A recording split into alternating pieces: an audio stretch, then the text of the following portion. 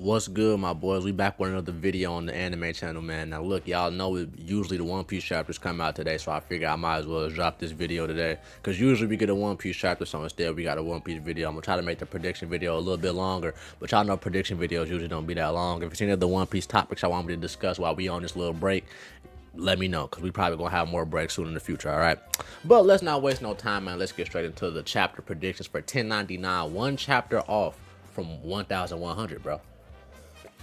Now, we left off last chapter with King Broccoli. You know what I'm saying? He was terrorizing the citizens, and Kuma was told about it, right? So more than likely, this probably gonna be Kuma taking one last stand against the kingdom and helping out the Sorbet Kingdom and stuff like that. But this incident should be how he gets his tyrant epithet name. You know what I'm saying? Kuma the Tyrant. Either it comes from this event because, like I said in the last video, maybe he's like just smacking people off the island or something, and they think he's killing them, but in actuality he's saving them. Or maybe the king does some twisted shit, or the government does some twisted shit, and they just label Kuma a tyrant and make it seem, just, you know what I'm saying, just fuck his life up even more, because Kuma's story has already been so tragic as it is, right? Now, whether this is how the government gets a hold of him or not, I do think we should end up seeing Kuma reach out to Vegapunk or the world government this chapter. You know what I'm saying? The government could get a hold of him after this incident in Sorbet Kingdom, which is more likely, because I don't know, would Kuma would go to the government, I could see it, but I don't see him just seeking them niggas out to go there. I feel like they're probably going to get a hold of him after this incident, and then he's going to be face to face with one of these niggas, or maybe they're going to seek him out and then they're going to come get him. And then while he's there face to face with them niggas, he going to ask something about the disease with Bonnie and shit like that, right? Now, like I just said, this chapter is most likely going to be the chapter where we start seeing some Vegapunk and Kuma shit, because other than Kuma getting the tyrant epithet name, only everything else is left between him and Vegapunk. Other than that, everything else we have to see with Kuma's life story is about him being associated with the government and becoming their slave again. You know what I mean? So we have to see some of that this chapter. And y'all know Oda's been moving kind of fast with this flashback anyway, so it's a good chance we're probably going to get it. So, yeah, you know what I mean? Now, we also need to figure out about Bonnie. We should see some of Bonnie's childhood going on in this chapter too. And excuse me for looking away from the screen. Y'all know I'm looking at my notes to make sure I'm getting everything down packed, right? Now, the real question is the government going to have a cure for Bonnie or not? You know what I mean? Is Vegapunk going to have a cure for Bonnie or not? Like I said, we'll probably see Kuma and Vegapunk meeting this chapter alongside Bonnie as well, because, you know, Bonnie grew up on Egghead. She talks about being on Egghead when she was younger and shit like that. Now, like I said, Bonnie's childhood, we probably need to see her interact with certain characters. Who was she interacting with on Egghead? Did she interact with Kizaru, Sentamaru? You know what I mean? I think these are characters who is a good chance that she probably has some sort of interactions with. Shit, maybe even Akainu, because we know Akainu said that statement about Bonnie getting away, but we'll get to that in a second, right? So we know Bonnie ends up escaping, but like I said, I'm going to get to that in a second. Now, let's get to Bonnie's disease in her devil fruit, right? Now, we all know Bonnie has this little ring under her eye, right? Now, that's the same spot that the blue sapphire scale disease started growing at. I've seen theories out there that maybe that ring possibly does something to stop the effects from showing back up, combined with her fruit, and that shit is what stops the disease from spreading. Now, I kind of like that idea. It makes a lot of sense why Bonnie has that ring right there. It's always just been ominously placed under her eyes for no reason. Could be a design choice. Who really fucking knows? I'm more so leaning towards the devil fruit being the reason on why she's cured though, bro. Because for one, it's the age fruit. You know what I mean? She can't live past a certain age. The age fruit manipulates that.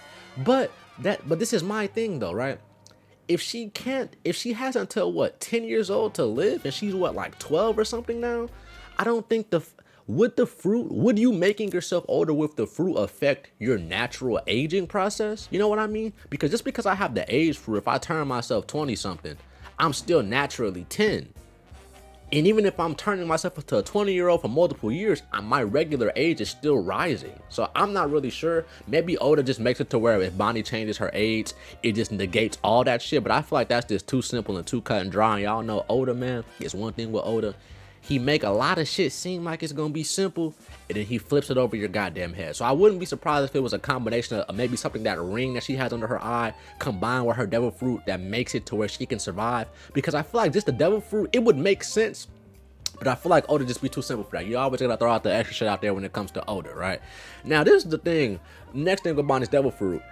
how did she get it? You know what I'm saying? We don't know how she got her fruit. We don't know when she got her fruit, but we know she's probably gonna get her fruit in like the next year or two, probably in this flashback, and we could see it continuing because she only had an X amount of time to live, and we can assume the fruit is tied to her still being alive. So, and she was on Vegapunk's island, so it's a good chance she found the fruit on Vegapunk's island. How she found it, I don't know. Maybe she was wandering around the lab on some kid shit and just stumbled upon it and just ate that bitch, right? Or was it a situation to where like how Law's backstory is? Because we know Law's backstory is already similar to Bonnie's. I touched on that last video. You know what I'm saying? They both have the diseases. The only thing is with Law's flashback, it was like his whole town. Bonnie, it's just her and her mother, right? But they also have a person who's taking care of them who is related to the Marines in some way, shape, or form. Yes, Kuma doesn't really want to be tied to the Marines, but he is. It doesn't really matter. Just like how Corazon was tied to the Marines, and that's the person who helped Law get his devil fruit. Kuma is more likely gonna help Bonnie get her devil fruit by being associated with the Marines. Because if Bonnie's not on Egghead, she more likely doesn't get the fruit. You know what the fuck I'm saying? Now, like I was saying, we need to see how Bonnie escapes the Holy Land too. I don't think we're going to see that this chapter, but that's something we can talk about because it obviously ends up happening because we see Akainu stating it, and it's obvious she's not still in marriage. Why? Because she went off to be a pirate. So what happened after Kuma got turned into a cyborg? How did Bonnie leave? How did she escape? One could assume she used her aging powers to turn herself into somebody else and look younger like how she did when she tried to get into the reverie, but I don't know. I feel like that'd be kind of too easy. And another question I have is, why were they keeping her still? You know what I'm saying? Because we don't really know the full timeline of this shit when she left, but I would assume she probably left after Kuma probably had become a slave and a cyborg and all that shit again. So the real question is, how did y'all let her escape? You know what I'm saying? Like, if y'all got all these guards up in the Holy Land, how the fuck did she get out? And another question is, bro, like, what did y'all want her for? Because Akainu said it made her his spine, like chill down his spine when she escaped. Because the body shit is so fucking strange, because one moment you have Saturn, on the other hand, acting like, oh yeah, she's just a kid, let her go. But then you got shit like Akainu saying it's sent to chill down my spine when you left, right? And then Bonnie's fruit is the age fruit. If the government has the age fruit in their possession, or someone with it in their possession, they're not gonna want to let them get away. You know what I mean? So it's like, something's here. This is why I said last video that Saturn could be the dad. I know somebody left a comment. I didn't even read the full thing. I'm sorry as fuck. I read that shit early in the morning. I'll probably respond to it after this video, saying he doesn't think Saturn's gonna be the dad. But I think it's a good chance, bro, because it's something up with them. They have some sort of fucking relationship, because there's no way the government is so keen, because we all assume that the Gorosei are immortal because they looked the same 30 years ago, and we all assume Imu is immortal too. So these niggas are so hell-bent on being young and not aging, but you mean tell me they let the age fruit escape them? Now, one could argue, oh shit, they've been immortal, they don't really need it no more. Or maybe Bonnie used it already on them, and now that's why they're like, fuck her, man, it doesn't matter if she escapes. But I don't really know. That's just some thoughts I had about this chapter. And like I said, man, we're probably gonna get Kuma and Vegapunk interaction in this chapter along with Bonnie as well. We'll probably see the start of Kuma's cyborg transformation process. We'll probably see him coming to the government, or him making a deal with the government. Probably some him and Saturn dialogue this chapter too. We'll probably see, maybe we even see a conversation of Kuma and Saturn having a talk, like maybe when Kuma gets the offer to become a government dog or a cyborg or whatever, and then he gets the offer to, and they'll give him the cure. Saturn says something about God Valley, because we don't know how Kuma got off. We know he was face to face with Saturn. Then we see the Roger and Rocks clash. Then the only thing we know is Kuma teleported niggas off the island. We don't know how he got from Saturn in that very moment. So maybe we see Kuma and Saturn talk in this chapter, and we get a tad bit of a callback to what happened back then, maybe. But we definitely should get Kuma and Vegapunk dialogue this chapter, 100%. We'll probably see them meeting, Vegapunk being interested in Kuma's body. Maybe we get a little bit of Kuma and Kizaru interaction, because we know Kizaru's lasers are put into the pacifistas, right? And then what we should end up seeing is some of Kuma and Vegapunk's plan, because we know they have some sort of plan here. They had some important ass conversation that Bonnie doesn't know about, right? Because Vegapunk tells Bonnie, don't do that, that's not what Kuma wanted, like don't do that, don't touch the memory. So it's a plan behind this shit. If you ask me, I feel like Vegapunk, since Vegapunk know Dragon, right? Dragon probably put in the word to Vegapunk and was like, hey, that's my boy Kuma, he's a good fucking guy, you know what I'm saying? Don't fuck him over. maybe they made a plan to where Kuma gets his memories back, but they put it inside something else, right? I know I've heard people theorizing this shit too. Me personally, I feel like, I don't know why I feel like this shit. Maybe because they kind of have parallels going on between the two, but I genuinely feel like for some reason Kuma's memories might get put back into that ancient fucking robot. I don't know fucking why, bro.